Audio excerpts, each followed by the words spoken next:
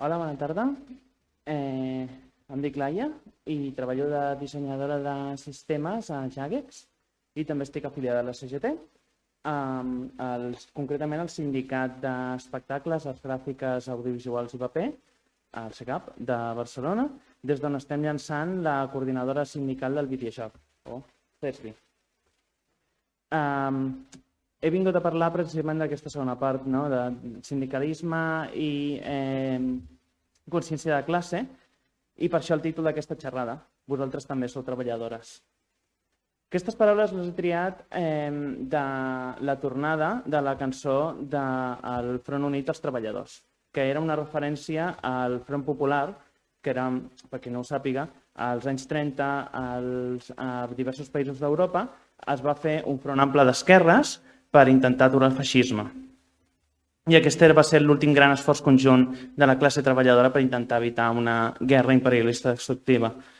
En aquell moment era molt important tindre una consciència de classe i avui en dia, per la situació en la que ens trobem i per les similituds que posen una mica els pèls de punta, són una mica esgarrifoses, doncs també considerem que és molt important. Al sector dels videojocs, com a la majoria de la societat, la majoria de persones treballen a canvi d'un salari. És a dir, que necessiten vendre, depenen de poder vendre la seva força de treball a les persones que tenen les empreses a canvi d'aquest salari i, evidentment, la persona que té l'empresa s'emporta la majoria dels beneficis que generen el treball d'aquesta persona treballadora. Així, resumint molt ràpidament, és com funciona la nostra societat liberal capitalista. Llavors, anomenem el primer grup de persones les que necessiten treballar per viure, la classe treballadora, o la classe obrera, o proletaris, és tot el mateix. I el segon grup, les persones que viuen del treball de les altres persones, la classe capitalista, o els burgesos. Aquestes classes tenen interessos enfrontats i arribades a aquest punt m'agradaria puntualitzar que quan parlo de les tensions i les diferents forces que actuen sobre una classe i sobre l'altra i sobre aquests conflictes que tenen, estic parlant en termes generals, les classes no són monolits, evidentment, i tots els individus que conformen una classe o l'altra no tenen per què ser males persones. O sigui, el teu jefe pot ser que sigui una bona persona, pot ser que et caigui bé, pot ser que aneu a fer una birra després de la feina i tan amics. El que passa és que la classe a la que tu com a treballadora pertanys i la classe a la que el teu cap com a empresari, com a capitalista pertany, tenen interessos oposats i aquestes tensions al final acabaran aflorant i acabaran arruïnant el que podria ser una relació personal prou bona.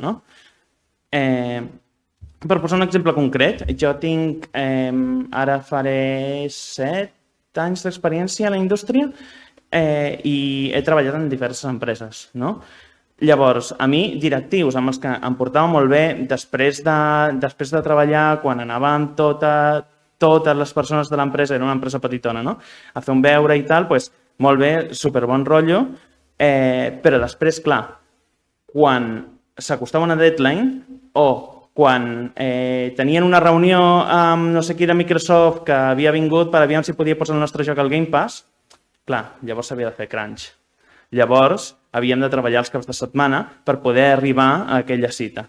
I quan aquell joc al final acabàvem pillant pel Game Pass i acabava anant molt més, aquests beneficis no els vèiem. Nosaltres, les persones que havíem estat treballant i havíem estat fent crunch els caps de setmana, Per tant, és una mica repetir el que ja han dit moltes camarades del sindicat en diverses altres xerrades, aquesta frase que acaba sent un mantra per nosaltres, tu jefe no és tu amigo. Això ho repetim molt. Entenem que la relació que hi ha entre una classe i una altra és a través d'aquesta venda de la força de treball, per una banda, i per una altra l'extracció de plusvàlua. Que la plusvàlua no deixa de ser, al final, tots aquests beneficis extra després de pagar el salari d'una persona que produeix amb el seu treball, aquest valor. Llavors, per una banda, quan entenem els interessos d'una classe i de l'altra, està molt clar cap on tiraran. les persones treballadores tiraran per intentar treure el màxim de valor del seu treball, idealment tot, el volem tot, i les persones capitalistes intentaran extreure el màxim de plusvàlua possible, és a dir, pagant el mínim possible i explotant al màxim a la classe treballadora. Això dintre d'uns límits, evidentment, perquè sempre hi ha com un mínim que és el que necessiten les persones de classe treballadora per poder-se reproduir i perquè segueixin havent treballadors que els capitalistes puguin explotar, no? Però, bàsicament, aquesta és la realitat de les relacions de classe, que per molt que la maquillin, els de la classe capitalista, per molt que ens diguin no, és que som de classe mitja, en realitat, perquè no som de classe treballadora, no? O sigui, ens podem permetre unes vacances a l'any. Bé, ens podíem, perquè ja no sé si ho heu vist últimament, però està la cosa molt malament. Cada vegada està la classe treballadora més empobrida i aquesta destrucció de la classe mitja de la que sentim a parlar moltes vegades a les notícies no deixa de ser això, l'empobriment de la classe treballadora i, com veiem, les persones que teníem una posició còmoda anteriorment, com estan baixant els nostres estàndards de vida. Llavors, al centre d'aquesta relació entre classes està el que anomenem els mitjans de producció, que no deixen de ser una altra cosa que tot el que et permet convertir la força de treball en capital. Capital, valor, aquí ho faré servir indistintament. Hi ha una diferència, però no ens hi perdrem ara. Llavors, totes aquestes coses que ens permeten extreure el valor és el que són els mitjans de producció i és, en el cas de la indústria dels videojocs, per exemple, estem parlant de la propietat intel·lectual, estem parlant, per exemple, dels contractes amb publishers, estem parlant, per exemple, de, evidentment, els ordinadors, no? El software, totes les llicències que fem servir, totes aquestes coses que tècnicament les pot tindre una persona, però normalment estan en el nom de l'empresa. I més específicament també el capital inicial que té una empresa per començar a fer contractacions i poder començar el seu propi projecte. Aquests són els mitjans de producció, no? Que diríem del sector dels videojocs.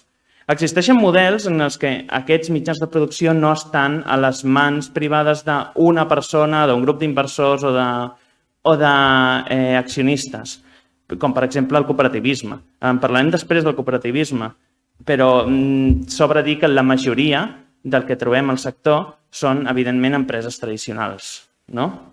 Encara que estiguin en mans d'uns pocs inversors privats o estiguin en borsa amb milions d'accionistes. Llavors, la tensió provocada per aquesta relació jeràrquica desigual que hi ha entre la classe capitalista i la classe treballadora és el que anomenem la lluita de classes. I des de les organitzacions revolucionàries com la CGT, les organitzacions de classe, entenem que aquesta lluita de classes és el motor principal de la història. Tots els canvis, tots els procediments històrics que hi ha hagut per establir el sistema tal com el coneixem avui en dia es deuen a la supremacia d'aquesta classe governant, d'aquesta classe capitalista, o de l'ascens d'una nova classe pujant, com en el cas de les revolucions burgeses, com la Revolució Francesa, per exemple. Llavors, sí, entenem que les relacions de classes li donen forma a la història, entenem també que el lloc on aquestes relacions de classes són molt més explícites, aquesta lluita de classes es fa visible, que és la feina. A la feina no pots negar que hi ha unes persones per sobre i unes persones per sota, unes persones que ho tenen tot i unes persones que treballen per guanyar-se la vida. Allà és on s'explicita més la lluita de classes i es veuen, pots veure amb els teus ulls les diferents tensions que hi ha entre les classes. Llavors, si això és una extensió del sistema, entenem que no és que estigui la feina per una banda i la política per una altra, sinó que és un continu, se'n despenja del mateix sistema. Llavors, la lluita de classes, evidentment, és una lluita política. I la classe treballadora, la veritat és que són la majoria. com he dit al principi, de la societat. Però degut al sistema en el que vivim, degut a que tenim totes aquestes mecàniques del sistema que van en contra nostra, precisament, només podem guanyar posicions fora del sistema, al marge del sistema. I aquí és on entra la lluita sindical, que és la forma de lluita de classes més directa que podem fer en l'entorn laboral. Totes les generacions de la classe treballadora que ens precedeixen ens han ensenyat, ens han deixat la seva experiència com a la nostra herència, no? Per aprendre tàctiques i guanyar el poder. Per exemple, podem parlar de vagues, podem parlar de piquets, podem parlar de sabotatge, podem parlar de moltes altres tàctiques que s'han fet servir en el passat i moltes tàctiques imaginatives que s'estan fent servir ara per dur a terme aquesta lluita de classes. Però el punt és que només col·lectivament podem millorar la nostra situació i fer el món una mica més just per tothom. I llavors, el nostre sector, jo soc conscient que està molt despolititzat i entenc que quan es vinc aquí a parlar de lluita de classes potser us pot pensar en plan, hòstia, què és això? És com una cosa del passat, és com una cosa aquí molt radical que se li ha anat l'olla, però sí, vull que us quedeu amb una cosa d'aquesta xerrada és amb el que vindrà ara, perquè la situació que estem travessant ara en la indústria és terrible.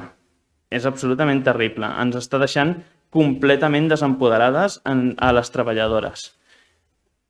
Per començar, el 2020, suposo que ho sabreu, era l'any en què es va assolir un màxim històric de beneficis en la indústria. El 2020, evidentment per la pandèmia, resulta que quina sorpresa, si està tothom tancat a casa seva, doncs pot dedicar-li 6 hores al dia a jugar a l'Animal Crossing. Qui ho anava a dir? Impossible de saber. Doncs el fet és que és bastant evident, nosaltres ho podem veure, que això no seguirà així per sempre amb el desconfinament. Però les empreses el que van veure allà és una oportunitat, és a dir, hem d'invertir per seguir fent créixer els beneficis i seguir mantenint aquest ritme de creixement que hem vist exponencial entre el 2019 i el 2020, no? I què van començar a fer les empreses? Doncs van començar a contractar a saco. Van començar a contractar a moltíssima gent, van obrir projectes nous, empreses grans van comprar de més petites i es van començar a consolidar. Microsoft, quantes en va comprar entre el 2020 i ara, no? O sigui, us podeu fer la idea. Però no només Microsoft, evidentment, moltes més. Microsoft és com l'exemple paradigmàtic perquè és la nostra Disney, ara, dels videojocs. I clar, i tots aquells projectes amb NFTs, no sé si us en recordeu, que havien anunciat en plan de, oh sí, juegos en la blockchain, play to earn, tot això. No res, no va donar res allò, evidentment. Però tot estava perseguint aquesta promesa de mantindre el ritme de creixement que havien establert amb la pandèmia. I això, quan es va veure que era impossible, què és el que van fer les empreses? Doncs seguir creixent de la manera que sabien, que era bàsicament cancel·lant projectes, fotent gent al carrer i tancant estudis. Microsoft, per exemple, fa com un parell de mesos va tancar Tango, que van fer el Hi-Fi Rush, que és un gran joc realment, i va ser un gran èxit, i tot i així van tancar l'estudi igualment. Per què? Perquè no era prou gran, perquè no tenia prou beneficis. I aquesta és la realitat, no? O sigui, aquesta crisi dels videojocs no deixa de ser una extensió de la crisi capitalista, realment. I té unes causes molt clares, però al mateix temps també no la pots estudiar aïllada completament de la resta del mercat. Aquesta crisi l'hem vist també aquí als Països Catalans amb el tancament de Novarama o l'ERE de Cody Games i publicava també aquest abril la revista de Buego que la meitat de les persones que han perdut la seva feina en l'estat espanyol encara avui en dia no han trobat feina. O sigui que realment està molt malament la indústria dels videojocs. Alguns d'aquests casos d'EREs, de problemes que han tingut les empreses i tal, alguns d'aquests casos han vingut a nosaltres, al sindicat. que només tenim un any i poc d'història, però ja ens estem convertint a poc en referents. Han vingut alguns a que els ajudéssim, alguns van venir massa tard, desgraciadament, però us puc dir que en la majoria dels casos, en tots els casos, de fet, que hem pogut intervenir, hem aconseguit alguna concessió. O sigui que lluitant s'aconsegueixen coses. És que no té més. Negociant millors condicions des d'aquestes xarxes de solidaritat que construïm, és com aconseguim realment guanys com a classe treballadora. És com podem aconseguir, però no penseu ara que el sindicat només us heu d'unir quan tingueu un problema. El sindicat funciona molt millor quan ja està muntat, quan ja està establert, tenim una secció sindical funcionant a l'empresa, allò és el que dona protecció als treballadors, realment. Tots els llocs de feina haurien de tindre una secció sindical. És realment la millor vacuna que hi pot haver contra els abusos de la classe capitalista. Perquè si es deixeu espai, abusaran. És com fan. I per acabar, m'agradaria parlar breument de la idea de muntar una empresa, perquè m'imagino que molta gent, jo m'incloc, ja inclosa, hem pensat en algun moment de em muntaré una empresa i faré un joc que estigui de guapo. Sí, aviam, o sigui, muntar un estudi amb uns col·legues i tal, primer de tot, és una idea terrible, no ho feu. O sigui, ho sento molt, però la majoria dels estudis xapen abans de poder publicar el primer joc. I després, una part molt important, després d'haver publicat el primer joc. O sigui que no és... Hi ha molt de viatge de supervivent en les històries que s'expliquen de muntar una empresa i tal. No és tan fàcil, òbviament. Però sé que ara us ho puc dir i no em fan el puto cas perquè dieu, no, però la meva idea està guapíssima. Vale, d'acord. Doncs, en segon lloc, si ho fareu igualment, potser considereu models alternatius, com dintre del cooperativisme. El cooperativisme no és una bala de plata, no és aquí la panacea que ens solucionarà les relacions laborals i superarà la lluita de classes aquí d'una vegada per totes. El cooperativisme té els seus fallos, però si entenem el cooperativisme com la propietat col·lectiva de l'empresa i com la democràcia laboral, llavors el cooperativisme ens ofereix un model molt més just que una empresa tradicional. Quan en comptes de buscar empleats, el que busquem és socis. Tot el valor del treball de totes les persones que participen en el projecte es queda en les seves mans, decideixen en què s'inverteix i totes les decisions que s'han de prendre, estratègiques, tàctiques de l'empresa, es decideixen col·lectivament amb els mecanismes democràtics que s'estableixin.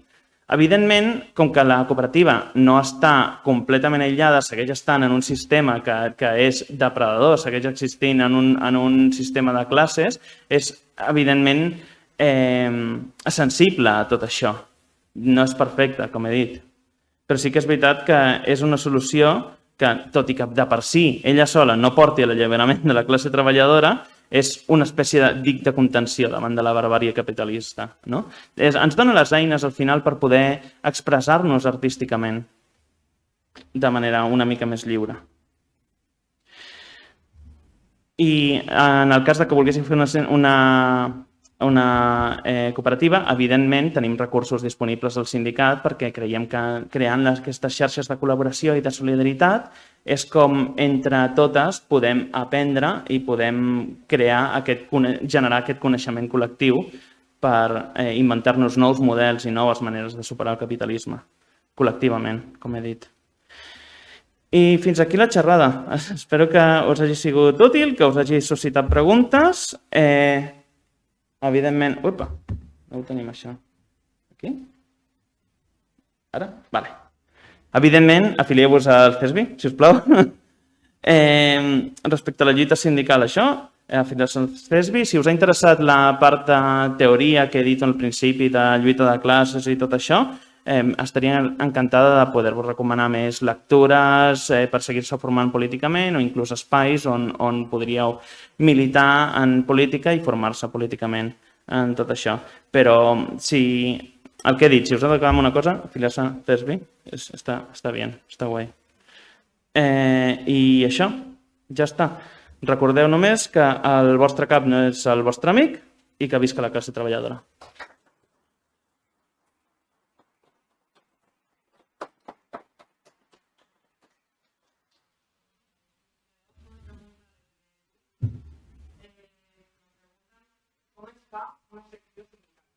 Oh, molt bona pregunta. Vine al TESBI i t'ho explicarem. No, és que tenim un sistema ja establert amb tots els papers ja preparats i molta gent que té moltíssima experiència. O sigui, de veritat, val molt la pena perquè tenim un grau d'experiència col·lectiva en tot el sindicat brutal.